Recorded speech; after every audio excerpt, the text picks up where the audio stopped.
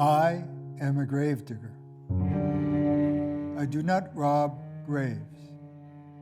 I do not dig graves to bury the dead. I dig up graves to bring the dead back to life. Normal grave diggers dig graves to keep people silent forever. I dig graves so that the dead can rejoin us and can have an honest word or two with us. I don't want to silence the dead or ignore them. I want to pay homage to them, especially writers, illustrators, and artists of all kinds. As gravedigger, I don't have a specialty. I'm not narrow. I'm not a Fachidiot, what the Germans fondly call academics who are too narrow and know only one field in which they are experts, but know nothing about the real world surrounding them. In contrast, I am a dilettante and want to explore whatever I can find that is vital for creating a humane society. I am a child of serendipity. As a student, I was lucky to spend 2 years in West Germany in 1961. Before I left New York, none of my Jewish family and friends would speak to me anymore because I was going to Germany. I was given the silent treatment. In Germany, my young friends were also given the silent treatment by their parents who kept silent about the Nazi period. In turn, my innocent young friends could not talk about the past because their parents were ashamed and mute. I kept quiet and listened to the silence in Germany. Then in all the silence, I found that I had to be a grave digger in Germany. Germany was a mystery to me, still is. When it came to understanding German history, all my friends were silent at first. They were silent about the Nazi past because their parents and relatives were silent, as I was silent about the anti-Semitism and prejudice I experienced in America. But I no longer keep silent. Many German philosophers and critics compelled me to open my big fat mouth.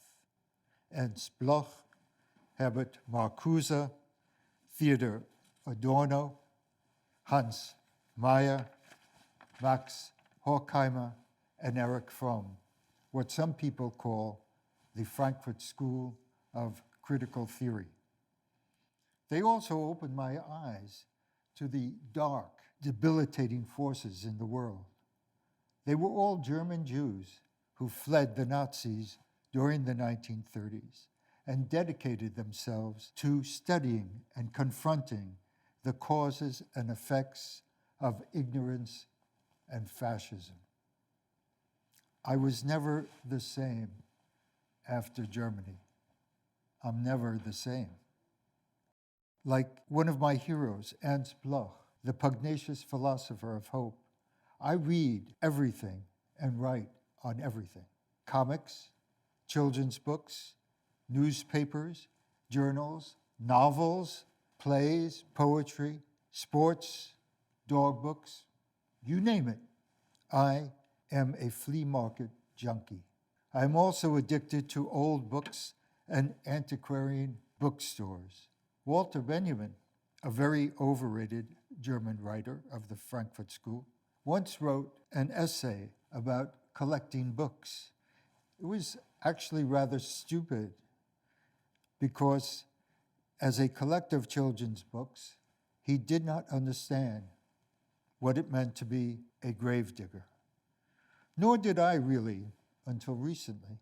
In 2008, the year of my final retirement from the corporate University of Minnesota, my wife issued a declaration. It's me or the books. Either I was to part with all the 10,000 or more books in my private library, or she would leave me. She wanted to downsize. She gave me a week's notice for me to make a decision. Well, at first I was somewhat resistant, but when I started going through the fairy tale and fantasy books from the early 20th century in my collection, books by Christian Berman, Paul Vaillant-Couturier, Charles Godfrey Leland, Heywood Brown, Dorothy Burroughs, Rolf Brandt, Emery Kellen, Lisa Tetzner, Maurice Drouin, Herminia Zermühlen, Berta Lask, etc., etc. Most of these authors unknown today, but were rather prominent in their time. Well, I realized I couldn't get rid of these books. I realized what my new mission and profession was. I was a born-again gravedigger. I decided to found my own small publishing house to waken the dead, talented writers and their unique works that still have relevance today. I called my press Little Mole and Honey Bear. And as you can see from this image, fairy tales are like honey in a jug that I savor while my wife looks on to make sure I devour them. Fortunately, she approves of my diet of fairy tale books. Old, uncanny, and musty fairy tale books are often lonesome and maltreated. They are ignored because they are considered quaint, if not useless, antiques, nice to look at briefly with children, of course, and with a touch of nostalgia. Yet deep down we sense there is something more to the tales than our longing for past idyllic times. We really know deep down that old, uncanny fairy tale books should not sit on bookshelves and be allowed to become musty, nor should collectors and libraries conceal them and boast that they are in special collections or in hidden archives.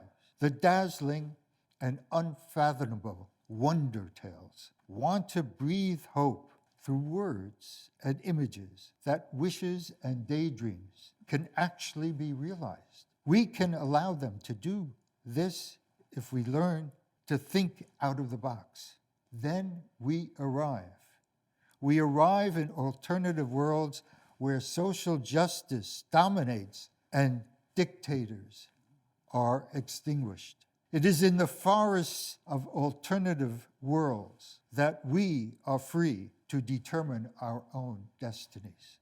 It is there that tyrants receive their just punishments and people celebrate, not just children who expect a happy end. They want resolution and recovery. They want to discover themselves with the help of the tales. Yet fairy tales are not medicine for the sick world in which we live. They are rather indications and traces of what we lack and what we can become. Their endings are our beginnings. They are literally alternative worlds in which ethics and morals in our so-called real worlds are tested. Now, to those shameful people who think fairy tales are nothing but foolish and trivial stories for the kids, there's no hope. For it is through our imagination and imaginative worlds that we create sound and grounded strategies, not only for survival, but also for the endowment of enlightenment. The tales tell us that we, small people, must learn to be smart to outsmart the villains of this earth. The tales rarely favor nasty kings and queens. They question elitism, They show us how we must open our eyes and cooperate with other humans and animals to survive and bring about a more humane world. Not all fairy tales, however, can shine. Not all fairy tales can enlighten us. In fact, there is no such thing as a standard fairy tale or pure literary or oral genre, even though academics often believe that they can define anything through their theories, categories, and definitions. The only thing we know for certain is that diverse tales emanated thousands of years ago in oral traditions, and they were wondrous shared stories that sought to explain the mysteries and magic of existence, why we are here, and where we are going. Some of the tales were marked by rituals. Some tellers of tales endeavored to gain power through didactic and religious tales, while others questioned the arbitrary canons of tales. They refused to allow the magic existence to be packaged in so-called appropriate and organized belief systems. They questioned the better housekeeping mentality. I'm still amazed by the exhilarating, secular, existential fairy tales told, written, and pictured that compel us to think about the mysteries of life and to question the dominant civilizing process that exploits our talents instead of sharing them.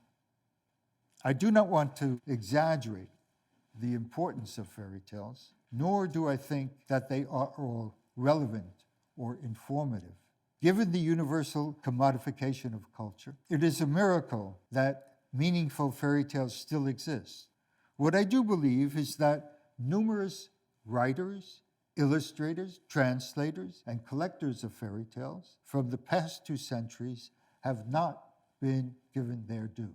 This is why, ever since 2008, I am spending my so-called retirement years publishing fabulous collections of tales by authors and artists who have purposely used their remarkable talents to confront the forces that have exploited the work and fruits of people who have been tramped upon and overlooked. The small people in fairy tales, which are not really fairy tales, because the fairies gave up on us humans years ago. We are left to ourselves. So I seek refuge in work. I seek help by connecting with friends and people whom I don't know, by publishing books that might shine light on the darkness of our days. It is often fascinating for me to draw connections between all the authors in the fairy tale books, especially those from the 20th century. These are books that I have discovered in libraries, flea markets, bookstores, used bookstores, and internet searches. As soon as I had gathered about 50 of the most unusual and politically relevant fairy tales from my collection of old books, and these books are from diverse cultures, I approached various mainline and academic presses to see if they would support my endeavor to create a series called Forgotten Books, similar to a series that I had already founded with Princeton University Press called Oddly Modern Fairy Tales. But unfortunately, they all thought my project was much too idealistic and too radical. Some editors thought there was actually something a bit wrong with me. They were convinced I was a bit disturbed, obsessed. And, well, maybe I was, and maybe I am.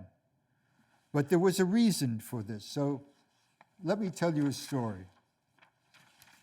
Once upon a time, when the famous scientist Albert Einstein was teaching at Princeton University, a tiny old woman approached him as he was walking home after a class he had just taught. She was schlepping a skinny young boy of about 6 who was dragging his feet. "Mr. Einstein," she called out in a strong Central European accent. "Mr. Einstein, stop your tracks and help me." Einstein was taken aback. He didn't know what to do except stop. "How can I help you?" he responded with a smile as he took out a pipe. "You shouldn't smoke. It will kill you," the old woman said. Again, Einstein was taken aback and he put away his pipe. "Is that better?" "Much better," the old woman said as she drew her timid grandson toward Einstein. "Jakey, stop fiddling and listen to this great man." Now she turned her attention back to Einstein. "Mr. Einstein, I want you should tell me what my grandson must do to become educated like you. I want he should be a great scientist." Einstein didn't hesitate with his reply. "Fairy tales. He should read fairy tales." "All right," the woman replied. "But what then? What should he read after that?" "More fairy tales," Einstein stated bluntly, took out his pipe, and continued walking toward his home. The old woman was silent for a moment, but then she grabbed hold of Jakey's hand and began dragging him through the park again. Suddenly, she stopped. "You heard, Jakey?" She pointed her finger at the frightened boy. "You heard what the great man said? Read fairy tales. Do what the great man said, or God help you." And she then whisked her grandson away. Well, ever since that traumatic experience was something more than I had ever imagined could happen, my grandmother did not stop telling me fairy tales during my childhood, mostly in a Minsk and Yiddish accent. And ever since then, I have been entranced by tales because of the truths they tell. And I think that this was the reason that I had some success in convincing the editors-in-chief at the University of Minnesota Press and then Wayne State University Press in 2017 and 18 to distribute unusual fairy tales from the past. Minnesota did 3 in a row: Tales of Wonder, retelling fairy tales through picture postcards in 2017, Fearless Ivan and His Faithful Horse, Double Hump, in 2018, and Charles Godfrey Leland's The Book of the 100 Riddles of the Fairy Bellaria in 2018. I was particularly invested in Fearless Ivan, which I adapted from a long poem by Pyotr Yashov in 1834. I was drawn to a courageous peasant boy and his clever pony to read how they outwit an old Tsar who is boiled in a pot of boiling milk. And I was even more moved by the 100 Riddles of the Fairy Bellaria, in which a mysterious fairy solves 100 riddles and then causes a vicious king to fall on his own sword because he had colonized and killed thousands of people. There are many ways to deal with cruel dictators, even in books for young people. And I think it's cruel not to expose children to tales about cruelty, for we learn all about kindness and dignity through its opposite. Leland makes this clear at the end of his book. Thus were the 100 riddles made, which in this book you now have read. Many may deem them trifling things, great, yet practice in them ever brings great quickness to the youthful mind, as all may soon by trial find. Those who soon trace a riddle out are quick or solving at any doubt. And many a thing is taught in schools, not half so good for curing fools as riddling is. The thing is true. The same year, 2018, that I published Leland's Bellaria book, I decided to move the distribution of Little Mole and Honey Bear to Wayne State University Press, which promised to allow me to publish as many books as I wished, so long as I could finance them, and then the press would distribute these books.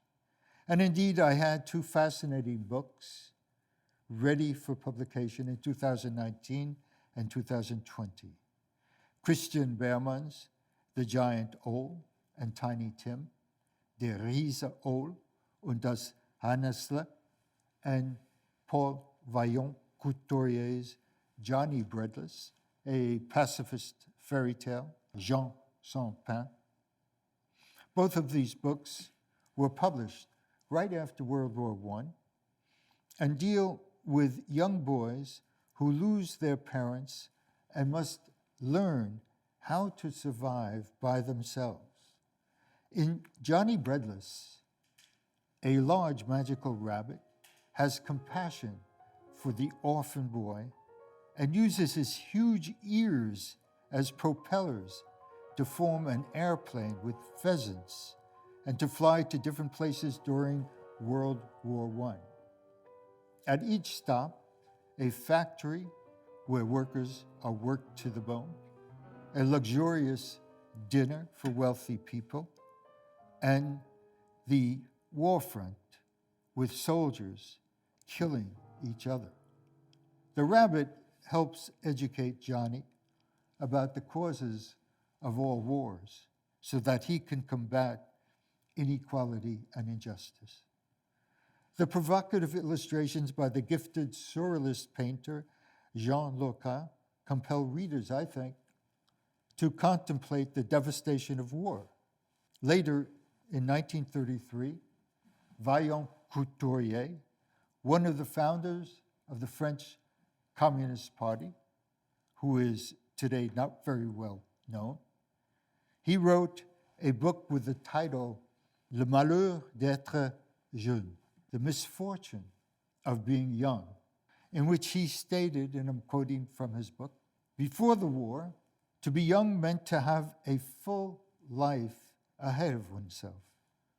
During the war, to be young meant to have death ahead of oneself.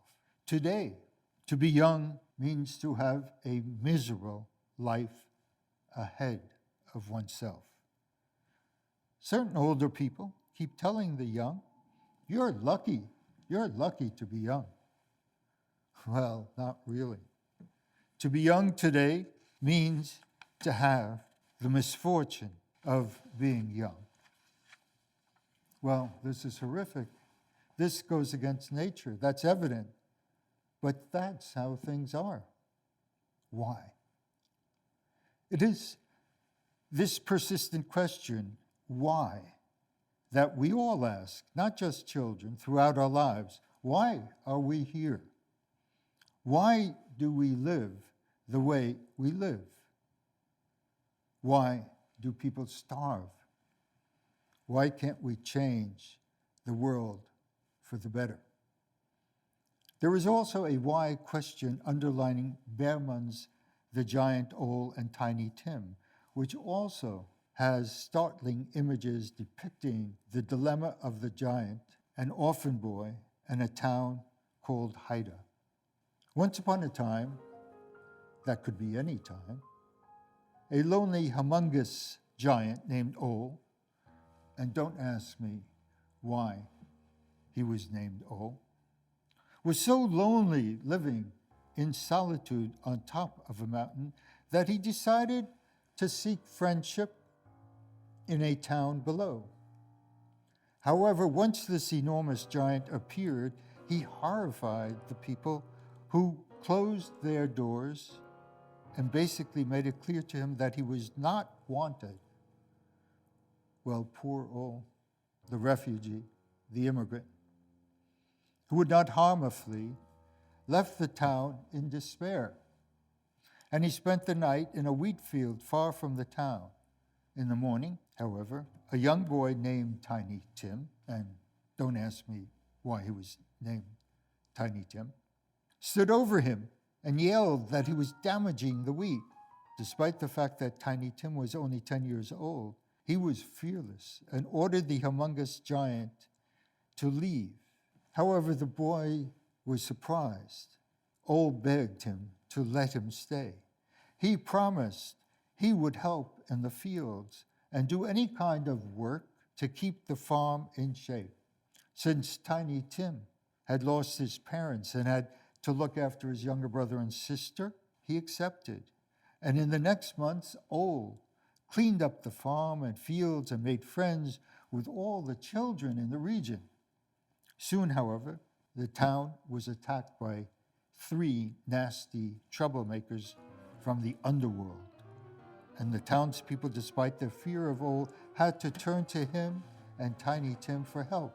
And sure enough, the boy and the giant got rid of the vermin. Ol and Tiny Tim became heroes in the entire region. Yet as we know particularly today, life on earth is unpredictable. And all of a sudden, joy turned to grief in the town of Haida. An ugly virus arrived, indeed, death himself. A gaunt, wretched giant started killing everyone with this poison. It seemed that nobody would survive the epidemic. However, once death announced that it was going to infect Tiny Tim, the giant Ol could not bear the thought of this. After all, Tiny Tim was a true friend. The townspeople had accepted him into their community. Everyone loved him, and indeed the giant loved them, and Tiny Tim most of all. So he challenged death to a battle. Whoever would win the battle would decide Tiny Tim's fate, as well as the fate of the town of Haida. Well, this battle raged for 1 whole week, and in the end, death has to promise Ol he would retreat and not touch the hair of any single person in the town. Well, you can imagine what happened in the town of Haida. You can imagine the celebration in this small town named Haida. And don't ask me why the town was named Haida. I could actually ask now why Christian Beermann and his tales have been forgotten. He also wrote about some other giants and was in his prime at 45 years when he died. Both Beermann and Vaillant Couturier died relatively young. Fortunately, this is not the case with some other writers and illustrators I have discovered and published. They've lived much longer. Given the discord in America and other countries in the world, and given the fact that fascism has raised its ugly head again, I decided that Little Mole and Honey Bear had to speak out, truth against power, although I know that there is no such thing as an absolute truth. In fact, I believe that the only way young people and adults as well can discover and determine truth is by confronting the lies of fascist creatures like those who crawl out of dark holes and mock humanity. Consequently, I decided to publish two unusual picture books this past fall, Kiro the Great and All That You Want to Know About Fascism, written by Deirdre and William Councilman and illustrated by Fred Fox. And the other book is Yusuf the Ostrich by Emery Kellen. My decision to do this was not to clear my conscience for not taking a more active role in fighting fascism in the United States, nor do I believe that these books will change people's minds about how to deal with negative political conditions in my country, or any country for that matter. However, I strongly believe that these books are in keeping with Ernst Bloch's philosophy of hope. Hope makes itself felt as a longing and desire in people to change the world because the world is incomplete. It lacks substance and vitality and is full of lies and misinformation. In fact, the world needs to be recreated through art and compassion. And throughout his life, Ernst Bloch endeavored to transform himself and others into hopeful magicians, dedicated to change the conditions under which we live. That is, to propose and provoke a new way of living. Simply put, Bloch was a dreamer of a possible new life. And his magnus opus, The Principle of Hope, Das Prinzip Hoffnung, clarifies just how significant daydreams are for hope. I want to quote a passage from his book. Everyone's life is pervaded by daydreams, and one part of this is just stale, even enervating, escapism, even booty for swindlers. But another part is provocative, is not content just to accept the bad which exists, does not accept renunciation. This other part has hoping at its core and is teachable. It can be extricated from the unregulated daydream and from its sly misuse, keeping them trained unerringly, usefully, on what is right, can be activated undimmed.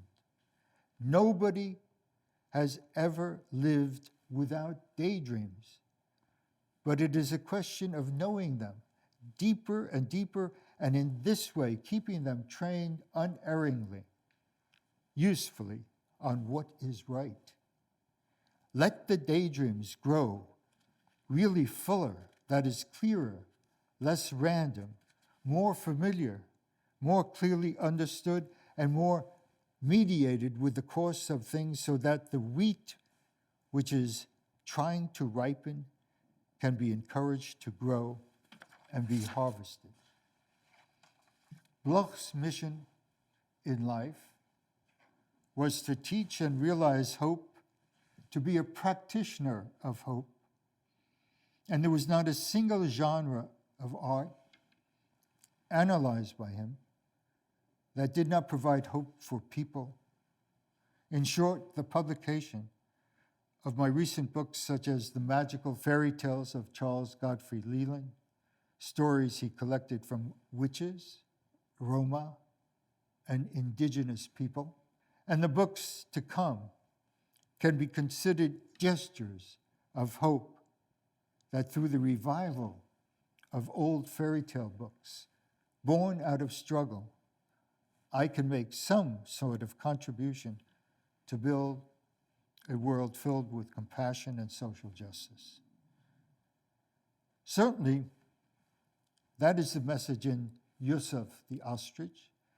The author and illustrator of this work, Emery Kellen, was a brilliant political Hungarian caricaturist who, after fighting in World War I and working for the League of Nations in the 1920s, fled the Nazis in 1938 and landed in New York, where he worked for the United Nations.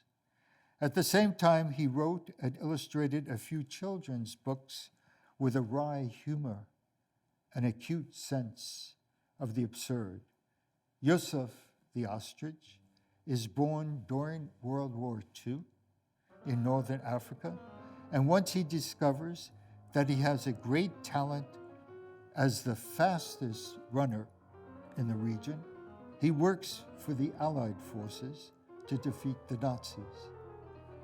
However, he is captured by the Germans, and then he needs the help of two little dachshunds and returns to safety. Yet he is not interested in medals. He simply wants peace and to join and love his mother. What else can I say about this hopeful book except to talk about its companion, Kedal the Great, which has a much different tone than Yusuf. Narrated by two young Americans and illustrated by a friend of their father, Kedal exposes the authoritarian machinations of a creep and how he developed into a full-blown likeness of Hitler, Mussolini, Stalin, and other psychotic leaders roaming the world today. The only way to get rid of them, this story indicates, is not through violent means of war, but through laughter. It is laughter that can puncture the bombacity of fascism. And you must read and view this book to understand how its joyful message can be transmitted to young people from dead authors and illustrators. As I stated at the beginning of my talk, I am a gravedigger, a dilettante, a daydreamer, who looks for traces of hope in old fairy tale books that are not so antiquated as we think. Once we open our eyes to the past, we may find our way to a better future than the one which is threatening us in the name of fascism. Thank you.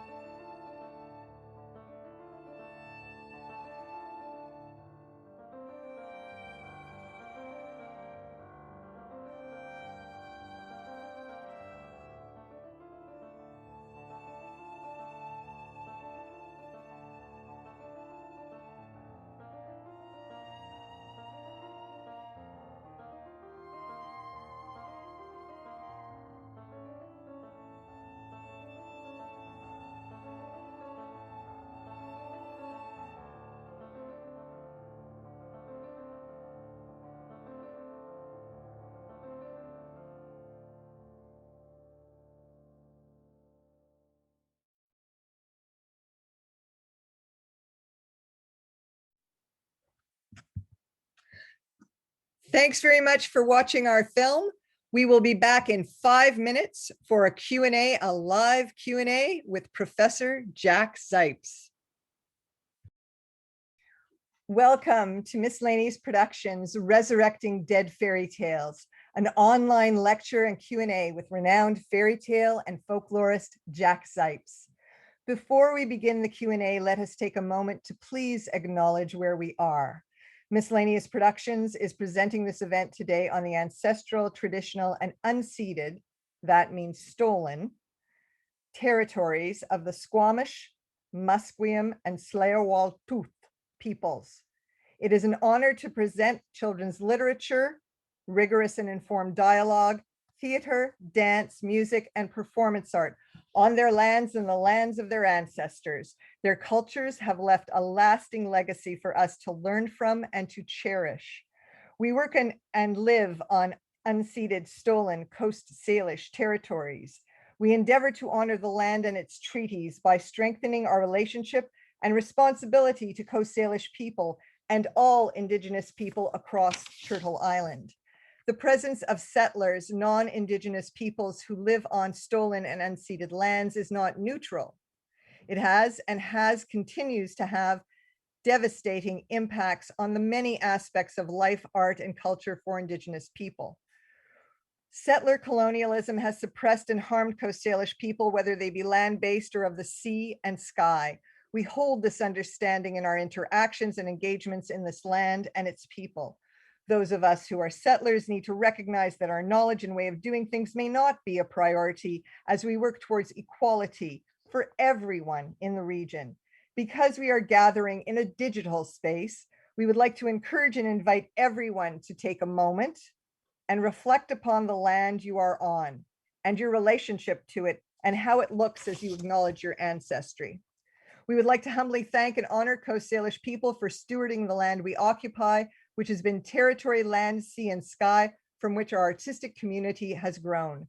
My name is Elaine Carroll, and I'm the Artistic Director of Miscellaneous Productions, director and producer of this new film and event with Professor Jack Zipes. On behalf of our staff, board, and young performers, I would like to thank you so much for attending this presentation. It means a lot to us. We would especially like to thank our dear funders, the Canada Council for the Arts, the BC Arts Council, BC Gaming, City of Vancouver Arts and Culture, Vancouver Foundation, and many generous individuals. We would like to thank our main community partner, the Dance Center. Thanks so much for the exceptionally talented people working behind the scenes, including our volunteer board of directors and fantastic professional team.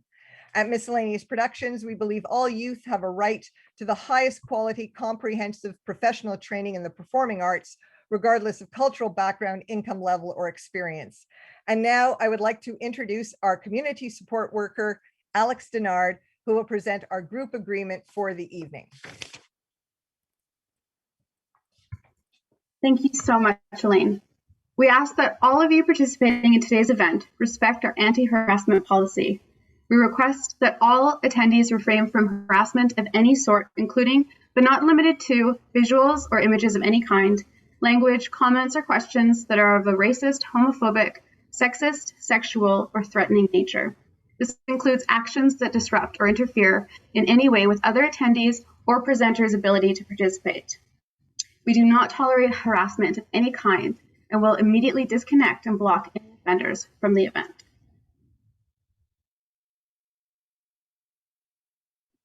Thank you so much, Alex. We really appreciate that.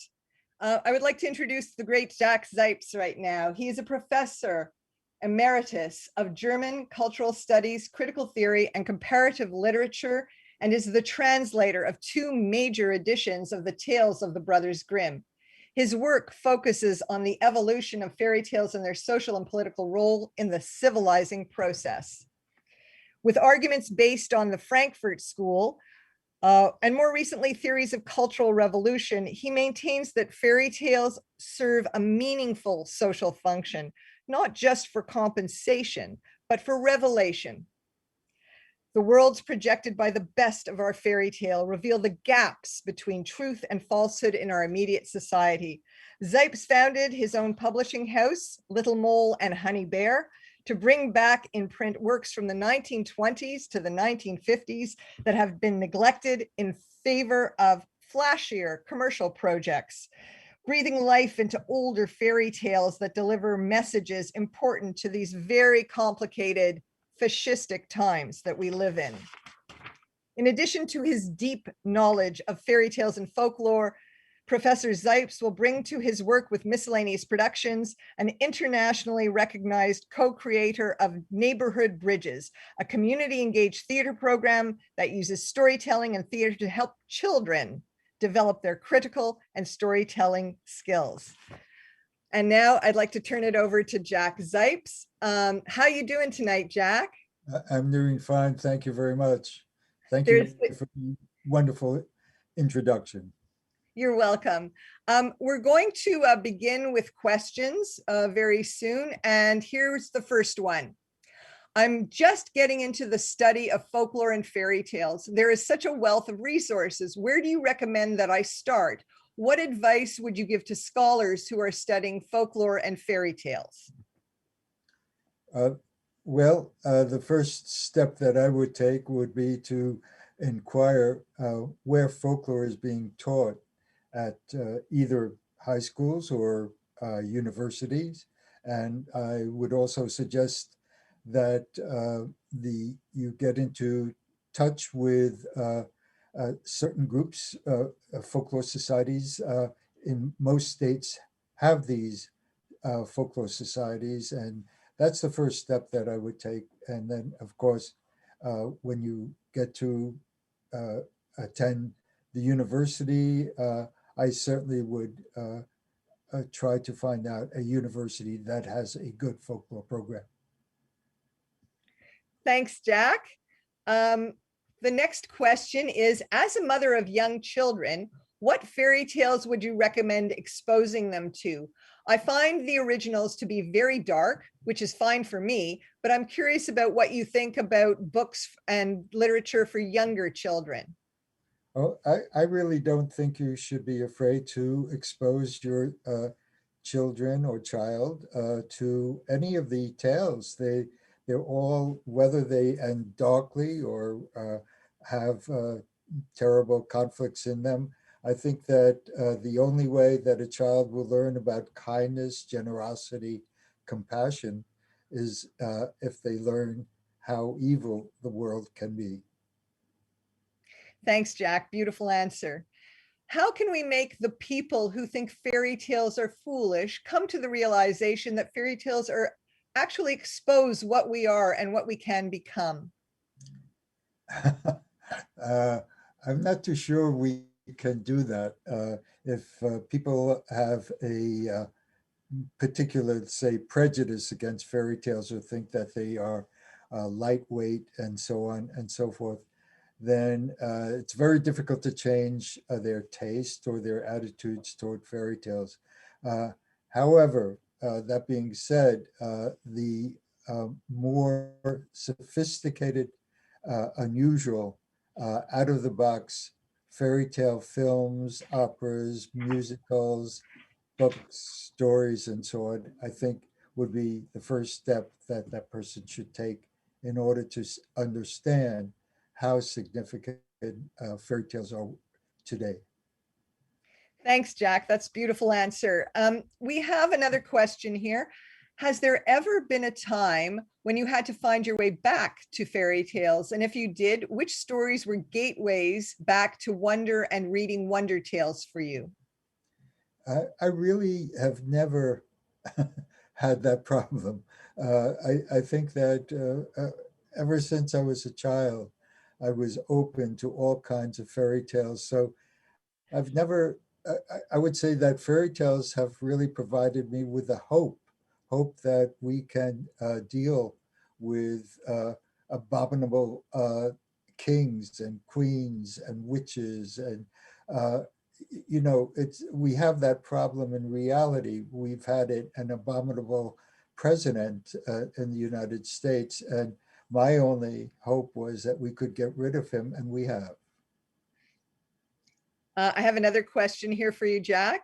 Does the way the townspeople only accept the giant owl after he helps save them suggest an attitude about the necessity for refugees and immigrants to prove their usefulness to society? An attitude we see a lot of today to society's detriment. Yeah. Unfortunately, there's a lot of racism and prejudice in all societies. And so the immigrant or the person who comes into a particular society is put to a test. And that is, as I said, unfortunate that this must happen. I think anybody who comes into a new society has to expect that people are going to have prejudiced views, and you're going to have to learn how to deal with them. And at a certain point, if you do prove yourself, I think that the welcome will be very, very great. On the other hand, I think that we all have to practice uh, a great deal of compassion for people who enter our society and who are flustered at first and have prejudice against them. And I think that we have to be more open to people who come from other societies. Thank you, Jack. Here's another question. These stories are from a tradition of being read and being told. Have you seen any theater performances of fairy tales that succeeded as staged adaptations? If so, what were some of the qualities of the staging that you felt made it effective in that particular medium of live theater? Well, I really can't recall right now, so I can't answer that question. Sorry. There is a wealth of theater out there that explores fairy tales and folklore. And I think in the next little while, we're going to see more of that. So I do believe that there are some good examples out there, but they might not be, Broadway shows. They might be shows coming from community engaged arts organizations, more community-based organizations, smaller theater companies that are really stretching the meaning of fairy tales. They definitely exist. And what we can do is I can put together a little resource later on our Facebook page for that. Okay. Here's another question for Jack. What is your favorite personal fairy tale? What lessons can be learned and taught in real life from your favorite fairy tale or favorite fairy tales? Yeah, that question is always somewhat difficult because I do love many different fairy tales, literary fairy tales, oral folk tales, and so on. But the one tale that I love the most is how six made their way through the world. And it's all about a tale about a king who maltreats a peasant after the peasant has served in the army for about 10 or 20 years and only gets 2 pence when he retires from the army. And the soldier then says, I'm going to get revenge. I really feel that this is dishonest. And the king almost has the peasant killed, but the peasant runs off and in the forest meets a strong man carrying about 3 or 4 trees for his grandmother so he can chop the trees up and make wood for her. And he's astonished that he's carrying these oak trees on his back and asks him and says to him, I could use somebody like you. Could you come along with me? And then he says yes. And then there are 5 other super sort of heroes. One is the fastest man in the world. Another can swallow rivers. Another can shoot an animal about 5 or 10 miles away. And all of these superheroes join with this peasant who used to be a soldier, and they hear about a race that the king, who had maltreated this peasant, this ex-soldier, uh, and this king has said, anybody who can beat my daughter in a race can have her for his wife. But if he doesn't, his head will be chopped off. And so the ex-soldier goes to the king. The king doesn't recognize him. And he says, I would like to endeavor to beat your daughter in a race, but I have 5 friends who are with me and I'd like them to participate with me. And the king says, oh, yeah, of course you can try to beat my daughter, but you won't win. So the race begins the next day, and of course the uh, the 6 young men defeat the princess, and the princess still refuses to marry the peasant soldier, and the king tries to have the peasant soldier and his friends murdered one night, but they survive that, and they threaten to take over the entire kingdom. But the king says, okay, I will let you take a small amount, whatever you can carry out. And they can, because they're so strong and so unusual, they carry the entire wealth of the kingdom with them, and then they move off, and the king sends his soldiers after them, and they blow these soldiers into the air, and the one of the captains returns to the king and says, there's nothing we can do there. They're too strong for us.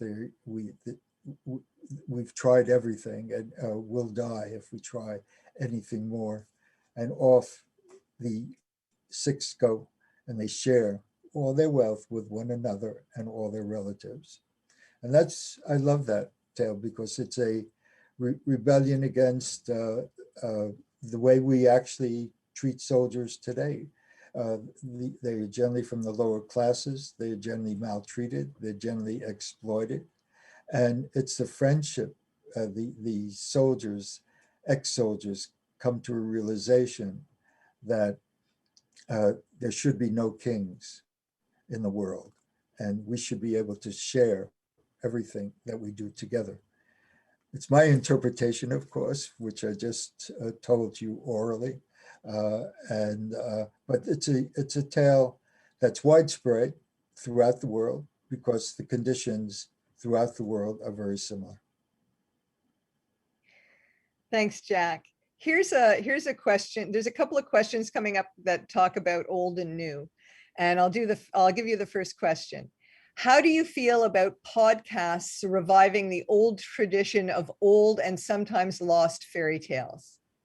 Oh, I strongly support that movement. I think that there are too many people expect fairy tales to be very flashy today and so on and so forth, but they're missing out on a tradition that goes way back thousands of years. Well, not thousands, but hundreds of years at least.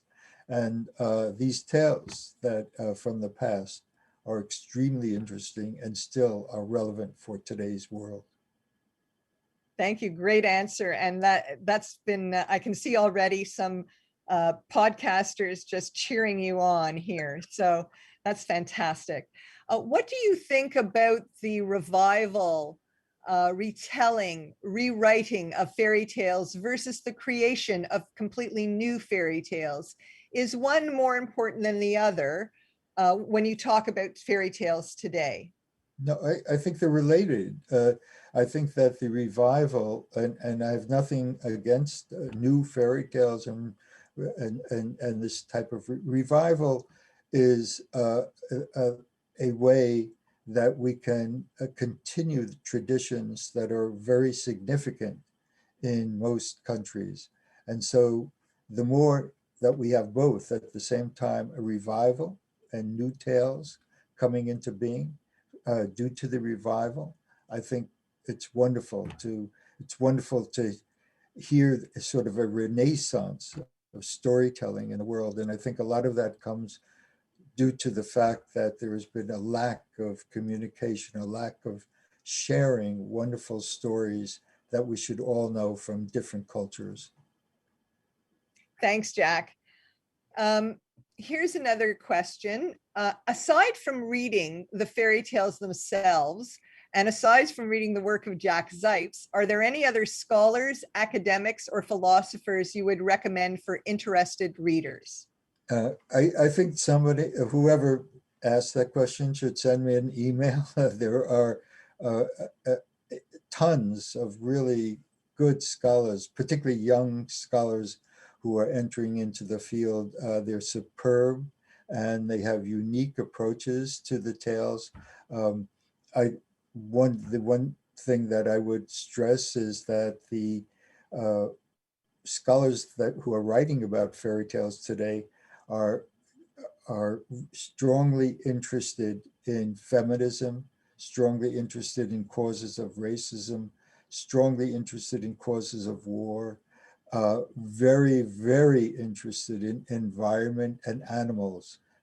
In particular, there are some superb scholars who are doing great work on the animals who appear in fairy tales and what happens to them. Thank you. Here's another question. The questions are just flying in. What is your recollection, if any, of your, from your perspective, what is your recollection, if any, of your childhood encounter with Albert Einstein? You know, my recollection is very hazy, but something occurred, and so I've told this tale for a long time, and I know that it occurred. It may not have occurred the way that I tell the tale, but it did occur. Thanks. Here's a question I really like. How do we deal with the apparently anti-feminist element of certain fairy tales that cast witches, elderly solitary women, as the quote unquote evil characters? Well, you know, there's nothing that we can do about this. I mean, these characters have been created by very good storytellers. To a great extent, a lot of these characters or negative characters we think are negative were really created by the Christian church. And because the Christian church was afraid that people who originally believed more in women who were herb gatherers and actually like doctors, they were afraid that they were too powerful. And so they had to create anti-feminist tales. They had to transform women into witches and other characters like that. So we have to know the socio-historical context of the negative and positive characters and who created them, and how these, for instance, how there's been sort of a reversal in the 1970s with, I think, the wave of feminism. A lot of women began calling themselves purposely witches in order to subvert this notion that all witches are negative. So there's been some very unusual reversals that have happened because of the fact that we've exposed that the church is actually very guilty with regard to how they treat children and how they take advantage of children. It's not women who do that, it's the church. Thanks, Jack. And I'll tell you something, after traveling in Spain and doing some research there, there was a big break after the Catholic kings took over that particular country, and it really affected their fairy tales and folklore. And especially in the more, in places like Catalonia and certain pockets of Andalusia, where there were the strong anarchist movement, there's definitely a readaptation of those ancient fairy tales, and it's just incredible to be there. Here's a new question for you. Do you feel that new adaptations to fairy tales with a modern twist will be necessary? What ways do you think we can entice people to fairy tales given today's ever increasing digital world? Well, I think the fairy tales are spreading despite what's happening today. There's been a tremendous growth in the interest in all types of fairy tales, particularly modern fairy tales that deal with the constant problems that we have. So I'm not worried. Well, I am worried about one thing, that people are reading less and less, and their eyes are glued more to screens of all kinds. And that's a shame, because there have been a remarkable, there's been a remarkable wave, particularly of women writers who address questions that deal with sexism and deal with the abuse of children. So I do think that we should take care that we don't do away with purchasing books for children that are really interesting books, and also provocative, and demand that we give a great deal of thought to what we are reading. The difficulty today is that most of children's literature is garbage. I would say 80% to 90% that of the books and toys that have been produced are there just to, let us say, uh, give them a thrill or to some sort of enjoyment or escapism. Really good fairy tales, really good literature for children is very difficult to find. You really have to do some work, and I think it's up to parents to do their work so that their children can really move away from screens, move into books, move into plays, move into music, and do things that also activate them instead of allowing their children to sit on their rear ends and play these stupid games. Thanks, Jack. I can see the mothers in the crowd having a good smile on their face on that one. Um, while you've unearthed many great fairy tales, how do you recommend we continue to foster more grave diggers like you?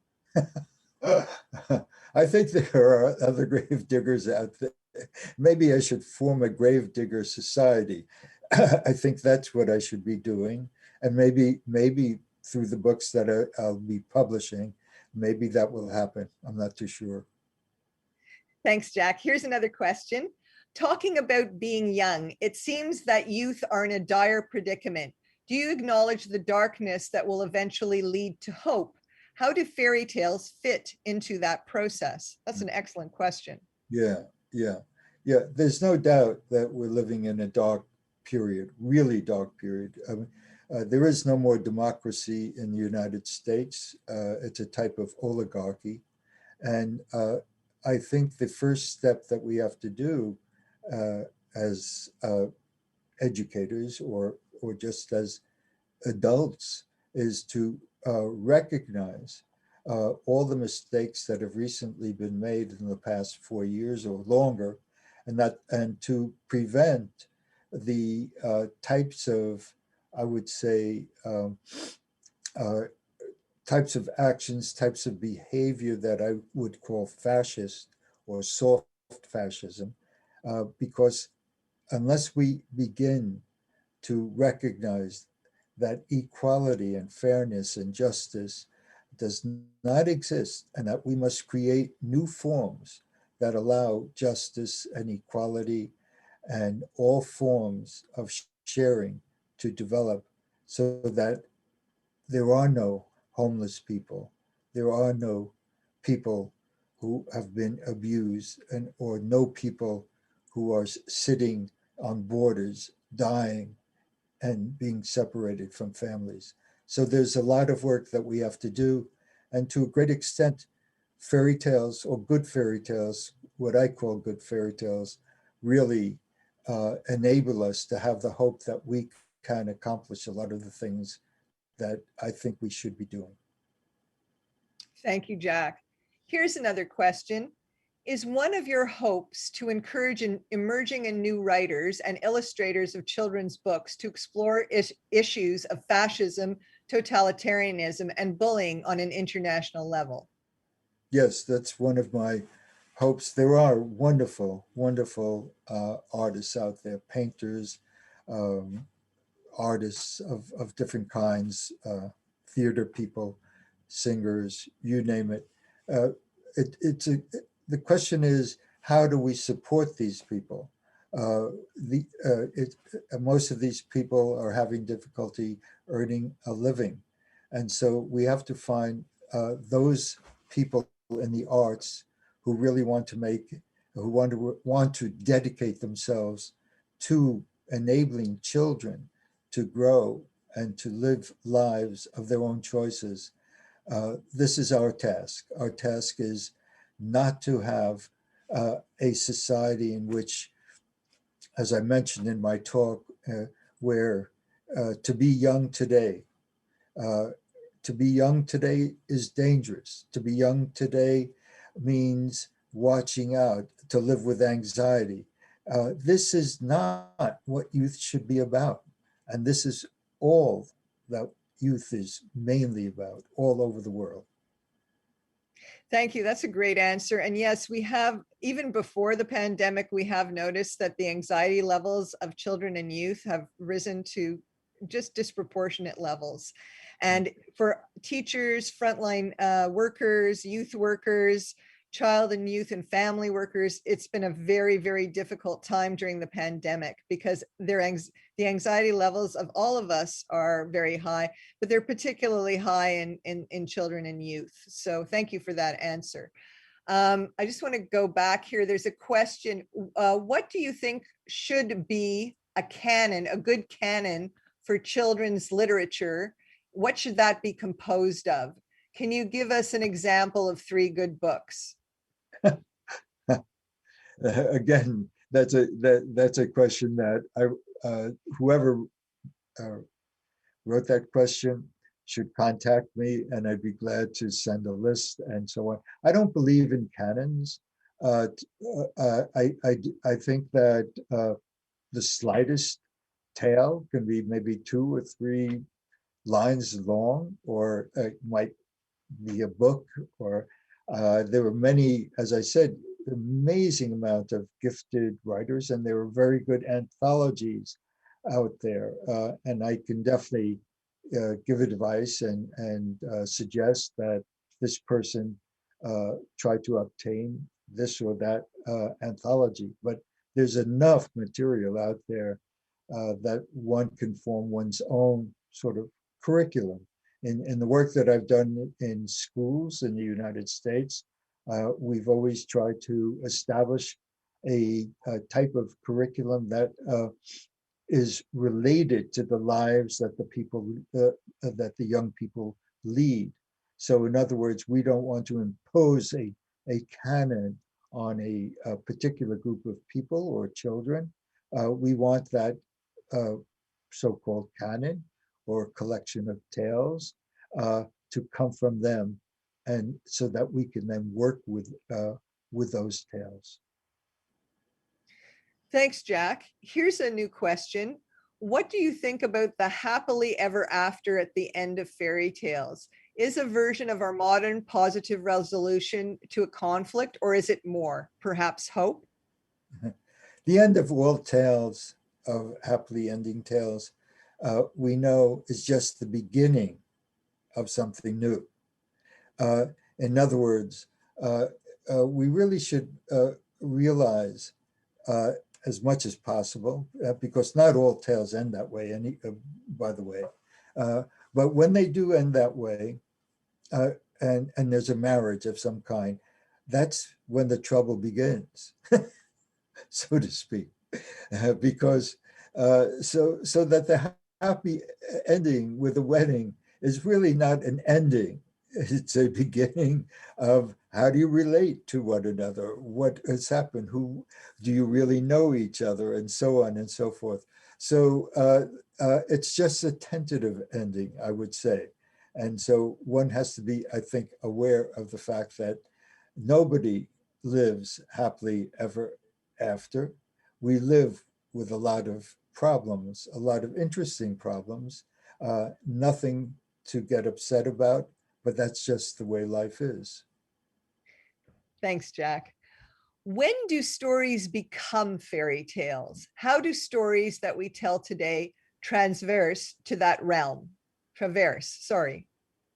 Again, that is a question that demands a long, long answer. The history of, you might know that there are very few fairies in fairy tales.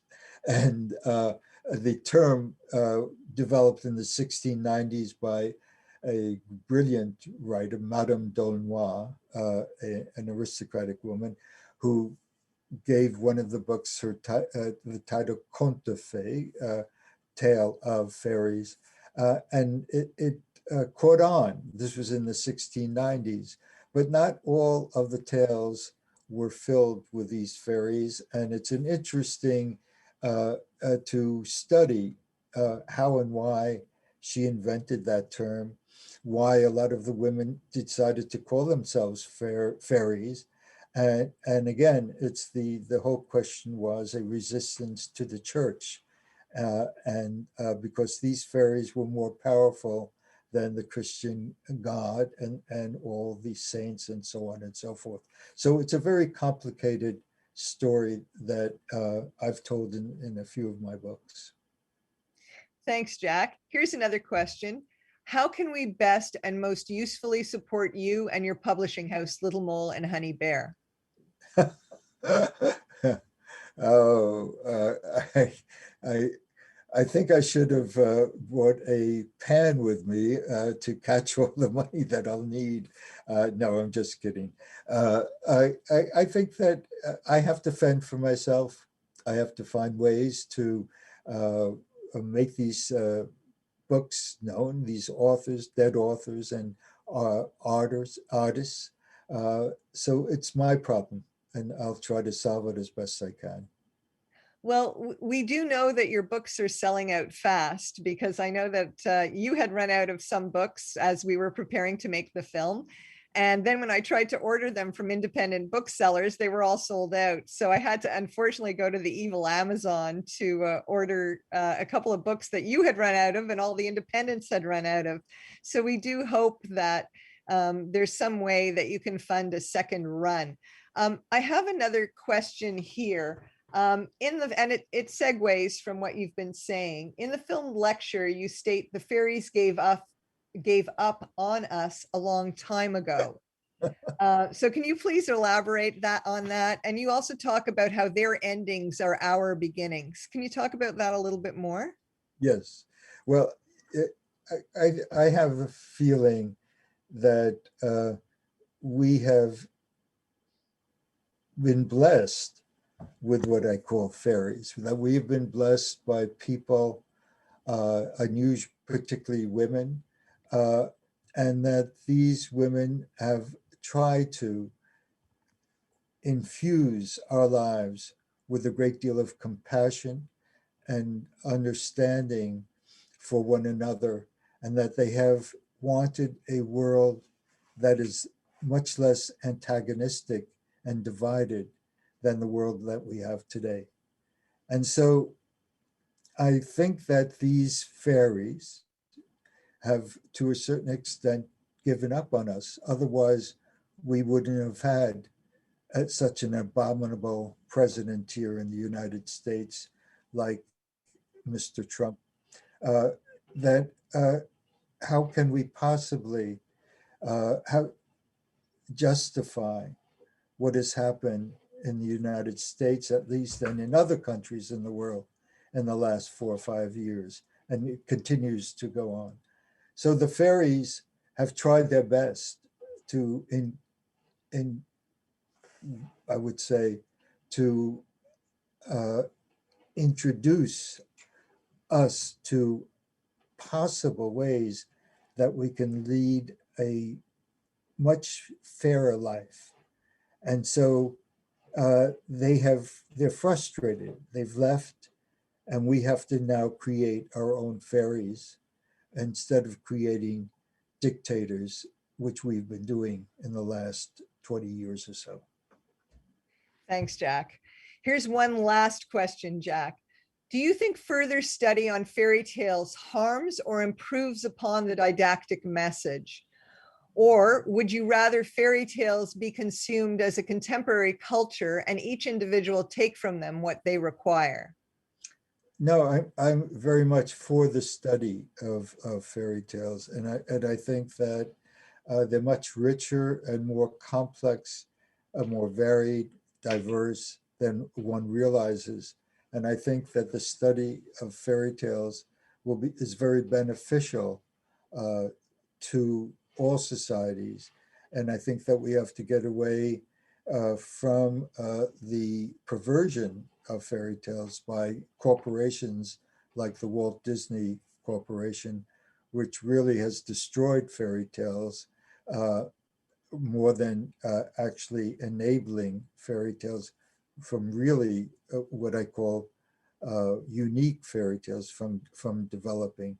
The Walt Disney Corporation has basically homogenized fairy tales so that really people today have no idea what a true, unusual, unique, beneficial fairy tale is. And a lot of that is due to the fact that the Disney Corporation has just tried to make money off the tales rather than trying to develop unusual tales that we all need. Thanks, Jack. That was a fantastic series of questions and answers.